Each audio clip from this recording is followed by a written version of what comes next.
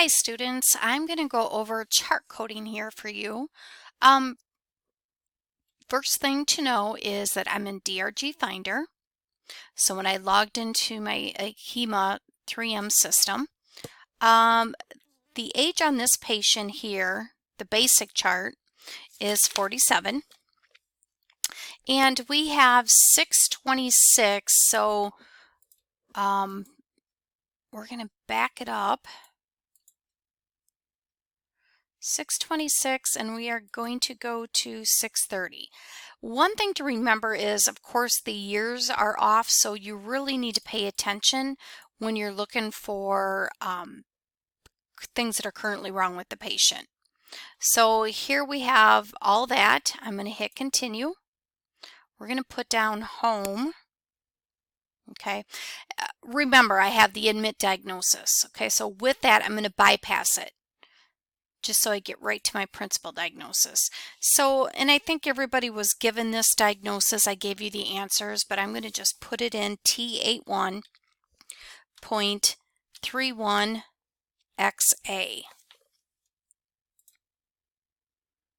Okay, so here it's just telling us if we have to have an additional code, but what we have going on here, we have a disruption of the wound. Okay, so with this we have disruption of external operation surgical wound. So that is our first code that we're going to use. Now this second code here, a lot of students don't get, so I'm going to go ahead and put add diagnosis. And both of these codes, if you look, were documented in the discharge summary. Okay, now I went and I kind of put on there, whatever, two different codes here, but I went with post-procedural hematoma, the digestive system, following a digestive system procedure is what I ended up going with. Okay, so then we also need, they did discuss that this patient was obese. So this was in the progress note on page 12, so make sure you review that. And the main reason that she, again, had this infection was because of the obesity. And this does outline this in page 12. So we're going to go ahead and add that diagnosis of obesity, which is E66.9. Continue. Okay, now I have obesity. I'm not getting any errors. Right now, my MSDRG is 920. Okay, I'm going to add the BMI, which the BMI was located on page 15 in a progress note. Okay, so the BMI for this patient is Z68.41. All right, so we have this so far. All right, so the next thing that I have is the sleep apnea. So with that, I'm going to add the diagnosis of G47.33. Okay, sleep apnea. It's covered right there. And this is documented in the history and physical, progress note. It's treated with the CPAP, so yes, it's very important that we do code this diagnosis. All right, let's move on to our next one. Okay, this one again, sleep disorder not due to a substance or known psychological condition. It does refer you to that, so that's why we're coding that extra code. Okay, and then the last one here, I guess we have a couple of different ones. We have a MRSA one.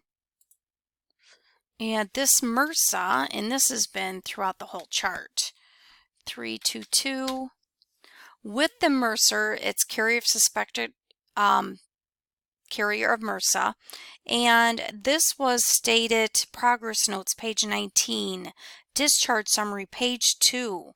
So a lot of different areas that, discuss this.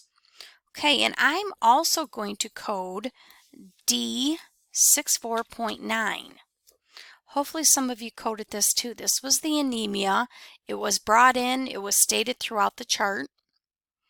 And our last code here was long-term use of an anticoagulant. We're going to add that in. Okay, so as you can see here, I have my code. we're not going to use an additional code for the T code. And right now my DRG is 920. There's the total amount. So what I'm going to do is POAs again.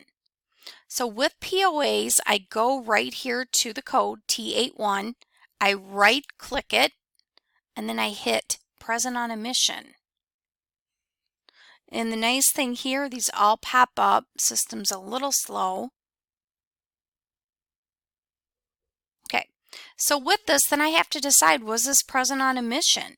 So with this, so yes, it was. Now keep in mind your Z codes, they're exempt. So I can go down here and exempt my Z codes. All right. All the rest of them, again, are present on admission. So yes. And we have yes, yes, yes, and yes. So again, with this, then I hit OK. And I have them all in. So this is hopefully what it looks like when, you know, in the future, if you didn't do it with this one, this is kind of how I want it set up when you take a screenshot and send it to me. So what I'm going to do now, I'm going to go ahead and just move right on to the next chart. So with this, I'm going to go to next patient. Okay, and here I have my new screen. Okay, so this next patient, intermediate chart, we have a male, and he is 64, and he is only in 1 day. Okay, so we're just going to flip this day to the day before. You know, as long as we show that he's in 1 day. DRG Finder, Medicare Grouper, we're all good here. Hit continue. We're going to say he went home. I'm going to bypass the admit diagnosis by hitting continue. Okay, so my principal diagnosis here, as I mentioned, is a K code. Okay, so with this K code, it's K91.840. This here is principal procedural hemorrhage of the digestive organ or structure following a digestive procedure, because he is having, again, hemorrhage from his surgery. Okay, so some of these here may be a little difficult. We're running through this together. I'm going to add a diagnosis, and my next one was noted in the history and physical, and I just kind of went through this with students in the classroom. If you read through this, he had a lot of old MIs. So when you have a lot of old MIs, you're going to code it. So what the code we use for old MIs is I25.2. We're going to hit continue. Old MI infarction. All right. Then he had CAD. And I think the biggest one here that I had students possibly get wrong on this one is that they didn't realize that there's a difference when coding this. Is we're coding it with the bypass graph, because keep in mind this patient had bypass graph a while ago. So if you code it, had a different code for the CAD than this, you probably had the I25, but maybe not the 810, but this is the code that you do need. Okay, let's move on. He also, and hopefully you can keep up with what I have. I gave you like a little cheat sheet.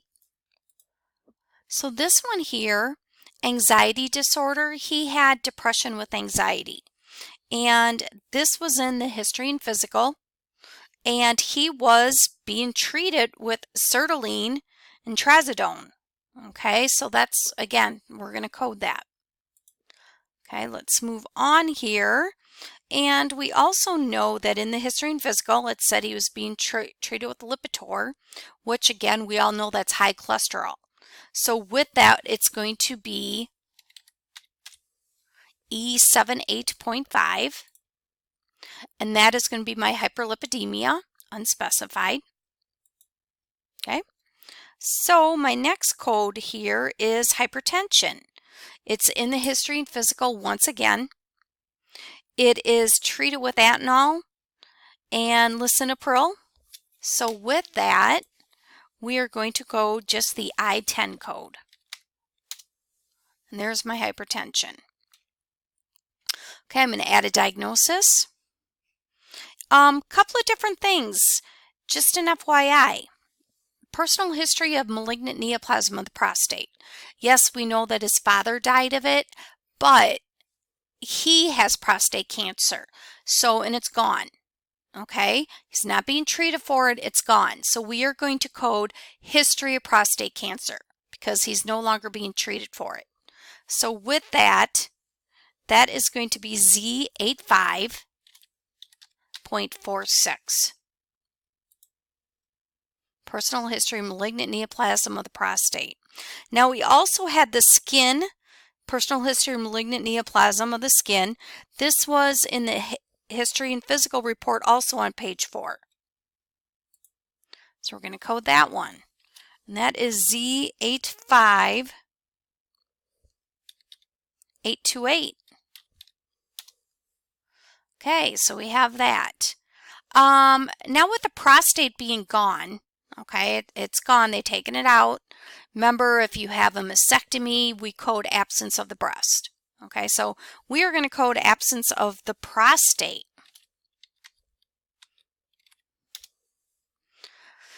Absence of an other genital organ.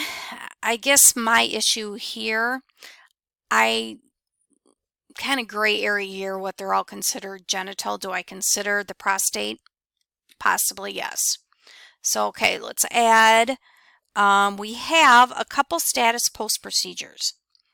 Whenever you're dealing with the heart, you want to code status post bypass graft. So we're going to go with Z95.1. Okay, that's presence of, again, aortocoronary bypass graft. So that's our CABG, past tense. Okay, and they also had a PTCA an angioplasty. Whenever they have that, we need those, again, documented and coded. So presence of an angioplasty. Keep in mind, these are both listed on, one's listed, they're both actually in the history and physical and mentioned again in the discharge summary. Okay, so any questions on this chart? Our DRG on this chart should have been 920 again. Okay, so with POAs, let's right-click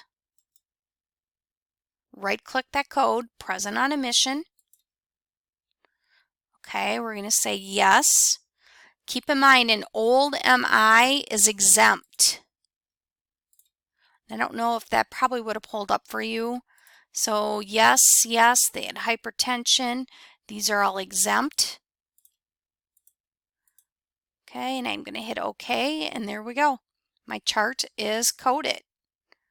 So make sure, I'll kind of go real slow here so you can jot down the correct codes. You can back up this recording too. You know, listen to it again. And I do like here, just to FYI, the CMS weight of this is 1.0031. Remember, the average length of stay for this MSDRG is going to be 3.8 days. Your geographic length of stay is 2.9. So again, it kind of depends on where you live is how they base that on. All right, I'll move it down here so you can get the rest of them. Okay, so if anybody has any questions on this, let me know. I kind of ran through this first chart. Hopefully this is a good learning experience. We have a lot more to come.